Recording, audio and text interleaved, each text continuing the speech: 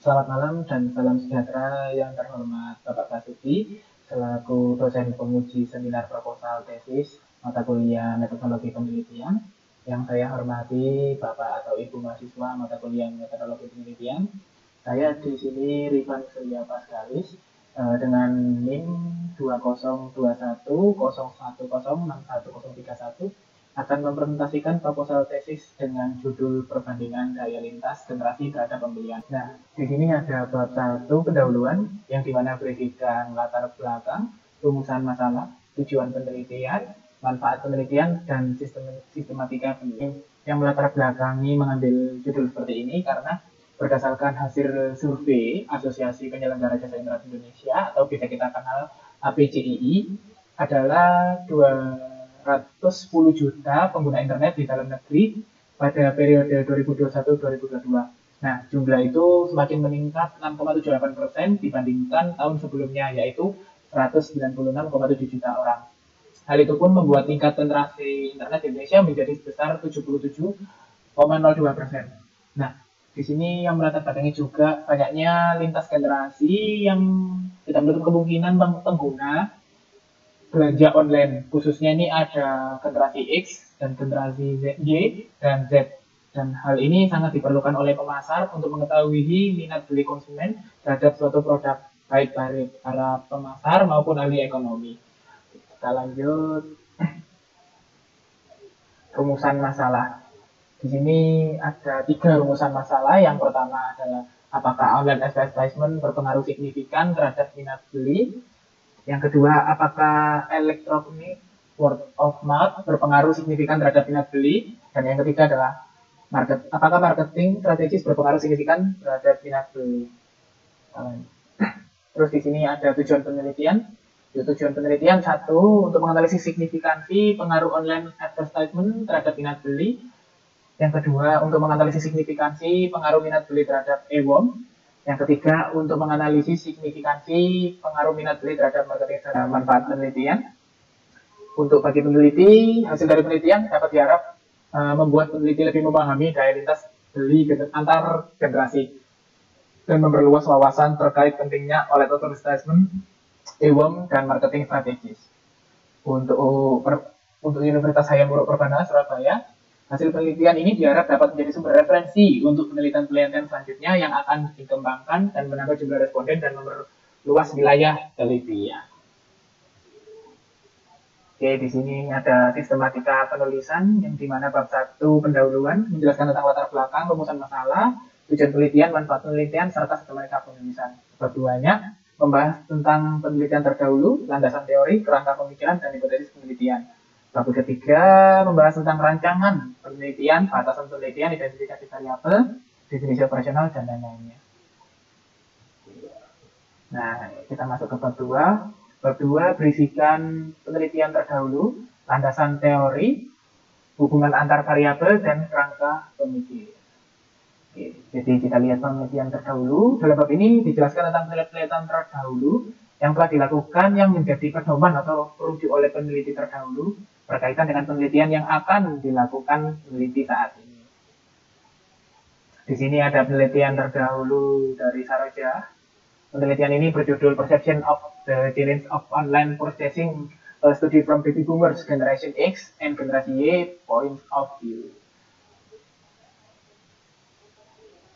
Oke, terus di sini ada penelitian dari Balakrishnan, yaitu melakukan penelitian terhadap pengaruh sosial media marketing terhadap proses intention.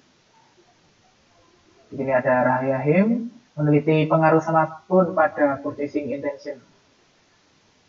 Ada dari juga Lin et al. Dalam penelitian ini menganalisis adanya pengaruh brand image, price, trust, and value. Oke, yang menjadi landasan teori adalah iklan online atau online advertisement. Menurut Kotler, perikanan adalah semua bentuk terbayar atas presentasi non-pribadi dan promosi ide, barang, atau jasa oleh sponsor yang jelas. Iklan bisa jadi cara efektif dari segi biaya untuk mendistribusikan pesan, baik dengan tujuan membangun presensi merek atau mendidik orang. Bahkan dalam lingkungan media yang penuh tantangan saat ini, iklan yang baik akan menghasilkan hasil yang memuaskan. Landasan teori selanjutnya adalah dari materinya EWOM, menurut Jensen dan Tommy, menyebutkan bahwa meskipun mirip dengan bentuk word of mouth, electronic word of mouth menawarkan berbagai cara untuk bertukar informasi. Banyaknya juga diantara secara anonim atau secara rahasia. Hal ini dilakukan untuk memberikan kebebasan geografis dan temporal, apalagi electronic word of mouth memiliki setidaknya beberapa di antara bersifat permanen atau bersifat tulisan. Beberapa di antaranya electronic word of mouth menghadirkan bentuk baru komunikasi antara penerima dan pengirim. Selanjutnya ada iklan online. Untuk strategi pemasaran menurut Kotler adalah logika pemasaran di mana perusahaan berharap dapat menciptakan nilai bagi customer dan dapat mencapai hubungan yang menguntungkan dengan pelanggan. Strategi pemasaran adalah rencana yang menjabarkan ekspektasi perusahaan akan dampak dari aktivitas atau program pemasaran. Jadi selanjutnya ada kerangka pemikiran. Untuk kerangka pemikiran X1 online advertisement, X2 EWOM, yang X3 marketing strategis, dan untuk Y minat beli. Oke, untuk hipotesisnya untuk H1 online advertisement berpengaruh signifikan terhadap minat beli. Untuk H2 EWOM berpengaruh signifikan terhadap minat beli, dan H3-nya marketing strategi berpengaruh signifikan terhadap minat beli. H4, online advertisement, EWOM, dan marketing strategi berpengaruh signifikan terhadap minat beli. Jadi kita lanjut ke bab 3, tinjauan pustaka. Ada beberapa bab, diantaranya rencanangan penelitian, ruang lingkup penelitian, identifikasi variabel, dan lain-lainnya. Oke, untuk rancangan penelitian. Rancangan penelitian ini direncanakan oleh penulis menggunakan metode survei, mengambil dan mengumpulkan data informasi dari responden, kemudian data dan informasi yang akan dikumpulkan akan dilakukan pengujian. Untuk penelitian ini merupakan penelitian kuantitatif. Penelitian kuantitatif didefinisikan sebagai metode penelitian yang digunakan untuk meneliti sampel atau populasi yang menggunakan instrumen penelitian. Untuk ruang lingkup penelitian, variabel yang diteliti hanya online advertisement, EWOM, marketing strategi terhadap minat pembelian. Untuk batas wilayah, analisa hanya di wilayah Surabaya. Untuk responden pada penelitian ini hanya pengguna e-commerce generasi X, Y, dan Z, di mana generasi X yang lahir pada 1965 sampai 1976, generasi Y lahir pada 1981 sampai 94, dan generasi Z yang lahir pada 1995 sampai 2010.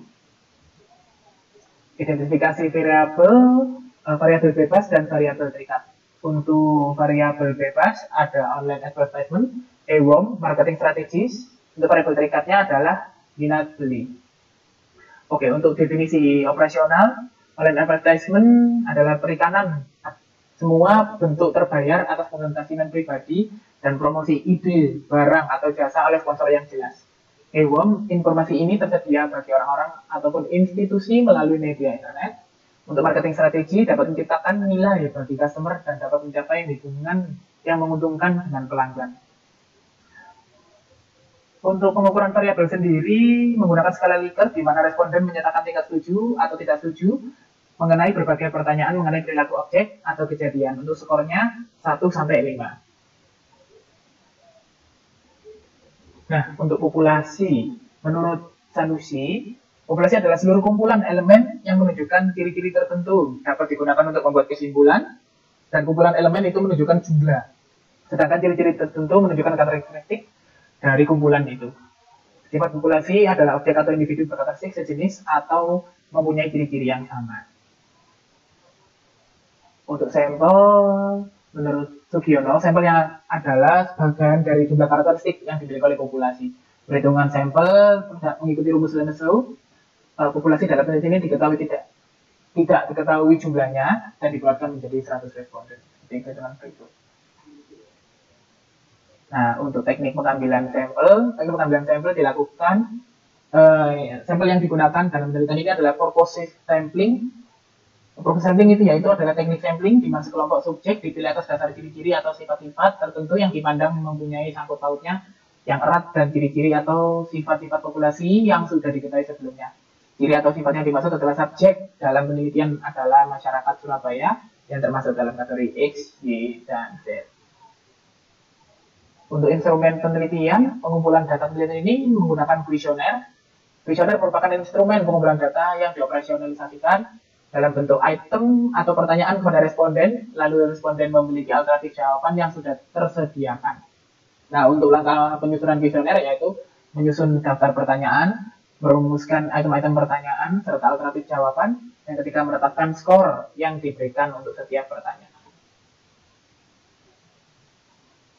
Untuk uji validitas dan reliabilitas instrumen penelitian, uji validitas ini dilakukan untuk memastikan seberapa baik untuk instrumen yang digunakan. Uji validitas pada penelitian ini diukur menggunakan SAMPLS dengan pendekatan MTMM yang dapat menguji convergent validity and discriminant validity. Untuk uji reliabilitas, untuk menguji sejauh mana alat ukur untuk instrumen penelitian yang digunakan untuk dapat dipercaya atau konsisten. Indikator yang digunakan membuktikan instrumen penelitian terbukti reliable atau tidak, yaitu dengan melihat nilai dari Cronbest alpha dengan ketentuan sebesar lebih besar dari 0,6. Dan data dan metode pengumpulan data. Jenis data yang digunakan dalam penelitian ini adalah data primer, di mana data didapatkan secara langsung dari sumber data. Pada penelitian ini, peneliti mengambil sampel pada generasi X, Y, dan Z pengguna e-commerce di Surabaya. Untuk metode pengumpulannya, peneliti ini adalah melakukan riset secara langsung dengan menggunakan kuesioner dalam bentuk online. Teknik analisis data, yang pertama ada analisis deskriptif, analisis statistik, konseptual model, metode analisis algoritma, metode resampling menggambarkan diagram jalur, evaluasi model. Sekian, terima kasih atas presentasi. Selamat malam.